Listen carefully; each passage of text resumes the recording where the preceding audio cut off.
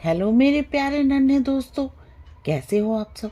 बच्चों, आज जो कहानी मैं आपके लिए लेकर आई हूँ उस कहानी का शीर्षक है हाजिर जवाब बीरबल। तो आइए कहानी शुरू करते हैं। एक बूढ़ी स्त्री अपनी विधवा बहू के साथ बीरबल से मिली। उसका बेटा सेना में था और कुछ रोज पहले ही की एक लड़ाई में शहीद हो गया था।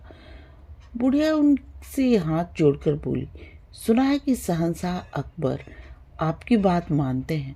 बेटे के शहीद हो जाने के बाद हम सास बहू बेसहारा हो गई हैं। हमारी कुछ मदद करें। बीरबल ने बुढ़िया को ढांढस बढ़ाते हुए कहा, आप चिंता न करें, हमारे शहंशाह बड़े ही दयालु हैं। वे आपकी मदद जरूर ही करेंगे। मैं जैसा चाहता हूँ बस वैसा ही आप करती जाएं। बीरबल के मुख से इतनी बातें सुनकर बुढ़िया माँ अपने घर को लौट आई। दूसरे दिन वह अपनी बहू को लेकर दरबार में हाजिर हुई। उसने शहंशाह अकबर से विनती की और अपने शहीद बेटे की तलवार भी उनके सामने रख दी। फिर बोली, शहंशाहों के शहंशाह, मेरे बेटे ने युद्ध से कभी मुंह नहीं मोड़ा। ये वही तलवार है जिससे उसने बहुत सारे युद्ध लड़े।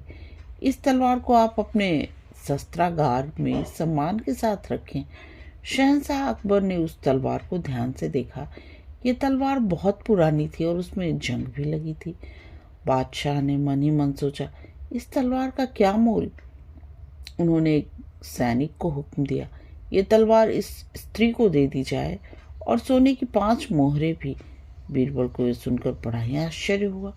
वह शहंशाह से बोले, जहां पना, क्या मैं इस तलवार को देख सकता हूँ।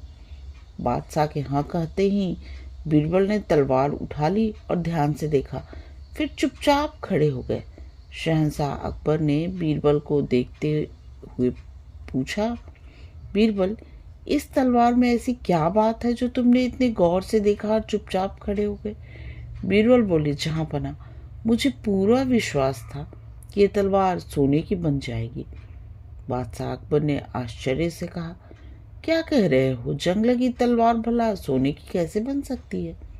बन सकती है जहां पना, बीरबल ने कहा। जंग लगी लोहे की तलवार सोने की कैसे बन सकती है।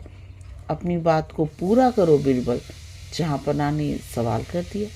बीरबल बड़े ही शांत भाव से बोले, जहां पना, पारस पत्थर का एक छोटा सा टुकड़ा लोहे को सोना बना देता है। मैं तो यह सोचकर आश्चर्य में हूं कि आपके हाथों में आने के बाद भी यह तलवार लोहे की ही बनी रही।